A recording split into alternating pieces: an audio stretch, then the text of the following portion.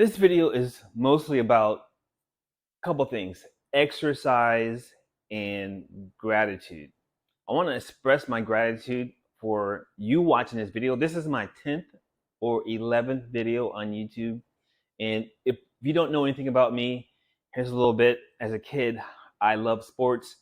Every day I was playing kickball, wiffle ball, baseball, soccer, football, many forms of football, like catch or whatever. So I love sports. And when I was in the fourth grade, I was introduced to a computer. Didn't really understand it. In the fifth grade, I used a teletype at school. I learned math on a teletype. In the sixth grade, again, I was introduced to a computer, and I knew for the rest of my life I wanted to be involved with computers because I felt they were the future. In the seventh grade, I learned how to code. And from then, I've learned pretty much the scientific method, right? Trial and error. When you're coding as a seventh grader, everything's about trial and error. And I am applying trial and error to my life and in my health. And I'm learning through this platform you're using right now.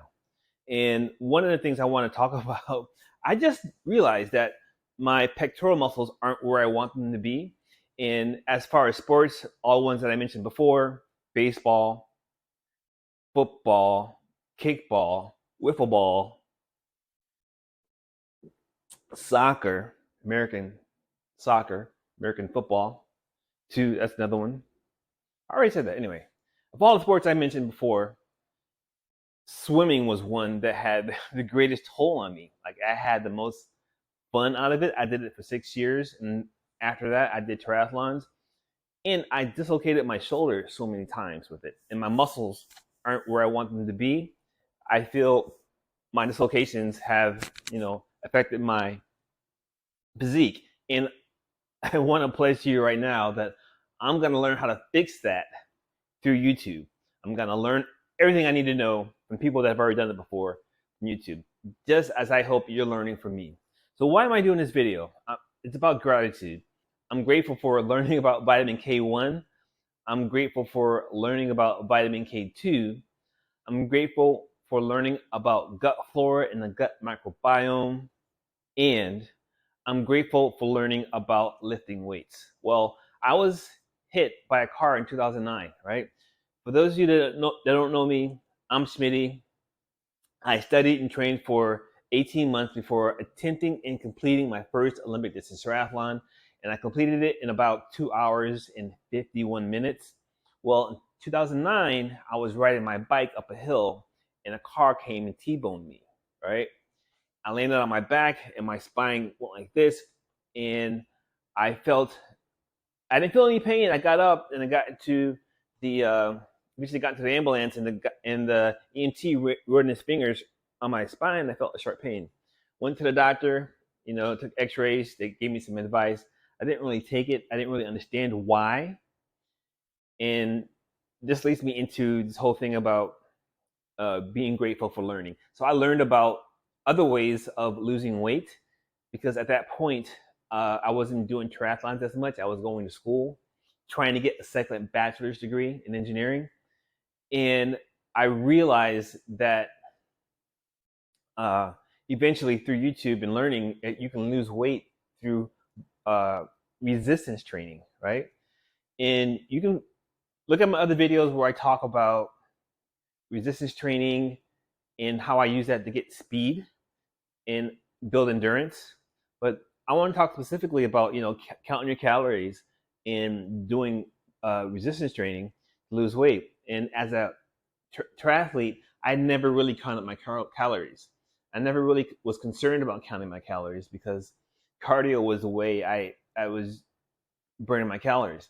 And one thing I should say that it has to do with muscle fiber. You're building a lot of type 1 muscle fiber when you do endurance, and that is your main driver of weight loss.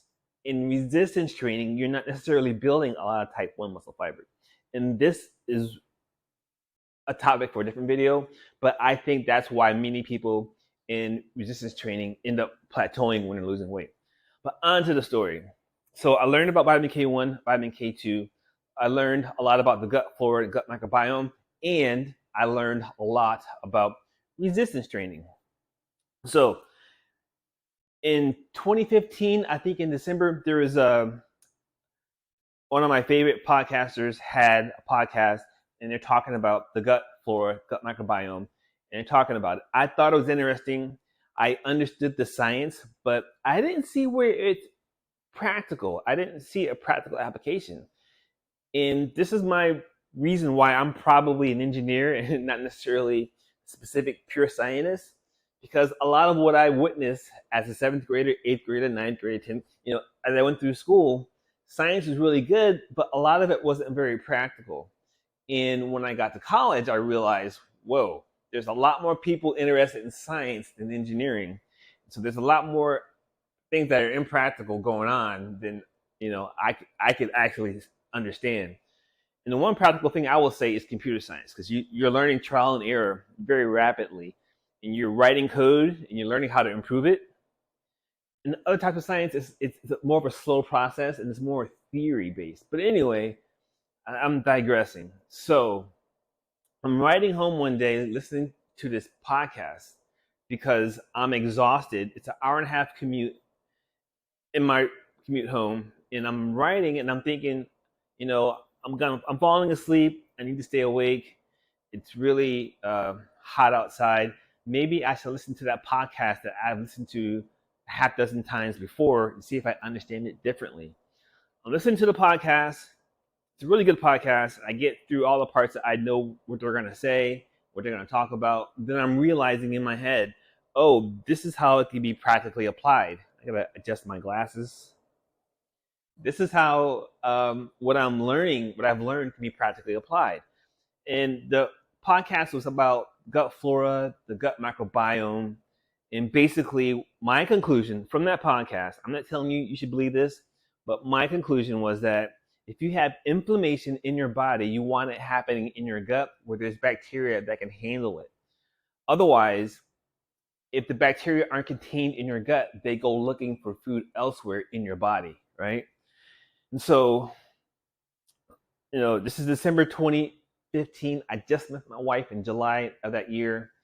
A couple of years later, we're trying to have a kid. We're going through pregnancy loss. We end up going through IVF. And this is the day I need to take an antibiotic before we go into the clinic for an IVF procedure, right? She and I both have to go to the clinic. I have to take a antibiotic, and she has to go her way and do what she got to do.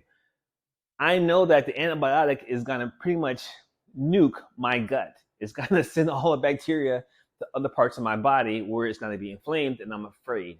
And I told the person that I'm already allergic to these types of antibiotics, and they go, okay, we'll give you a different class of antibiotics that's not going to have the same reaction. And I'm thinking, okay, no problem, I'll do it. Actually, what happened was I took the antibiotic. I felt okay. I started playing guitar, and then I felt my hand getting hot, right? I felt this burning in my hand. I couldn't figure out why is my hand getting hot. And then I realized I'm probably going into the early stages of anaphylaxis. Here's a definition of anaphylaxis for you. And as I'm feeling my hand getting warm, I put the guitar down. For those of you who don't know, I play guitar as well. But anyway, I put the guitar down and I started feeling this burning in my esophagus going down to in through my GI tract, in my chest, right? And then my wife's worried because I'm frantic. I'm putting on my clothes, telling my wife I'm going to get a bean burrito. It's about 9 o'clock at night. There's only a couple of places you can get a bean burrito at 9 at night.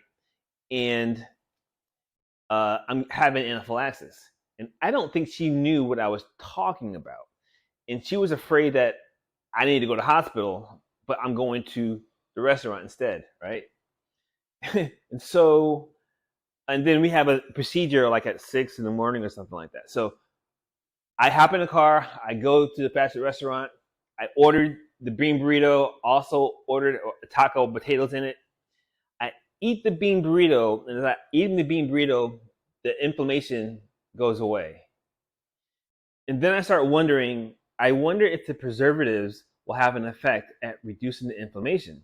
So I decide to go to a different Mexican restaurant that has bean burritos. They have a bigger burrito. So I feel like I've solved part one of this problem. I want to make totally sure the problem's not there. So I'm getting a bigger bean burrito. And then in the meantime, I'm texting my wife or I'm calling my wife and I'm letting her know that, the bean burrito worked and it reduces some of the inflammation. And I still don't think she knew what I was talking about because we had a discussion 2 weeks ago and I had to explain things all over to her. And now our son is, 22 months old and I still don't think she knows. But that's part of the reason why I'm doing this video. So anyway, I was able to reduce the inflammation and I understood a whole new concept that sort of aligned with eating chicken noodle soup when you have a cold, right?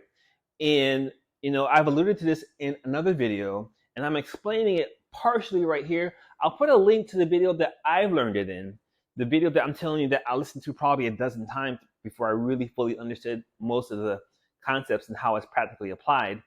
But this has to do with gratitude. I learned a lot from watching this video. And vitamin K1 and vitamin K2 play a part. Vitamin K2 helps to direct calcium in the system, helps to relieve some of the stress on my kidneys.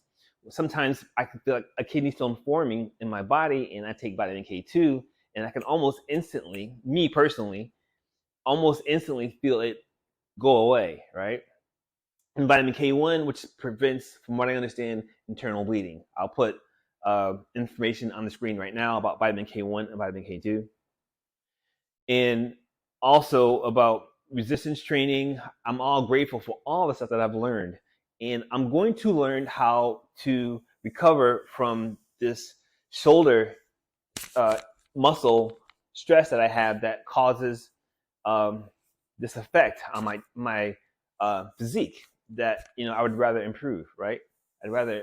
I just notice this when I'm doing YouTube videos what this looks like. And ideally I want to be, I want to have this muscle be more pronounced. Anyway, that's it for this video. I'm digressing. I'm Schmidtie. I hope you reach your fitness goals and I'll talk to you in the next video.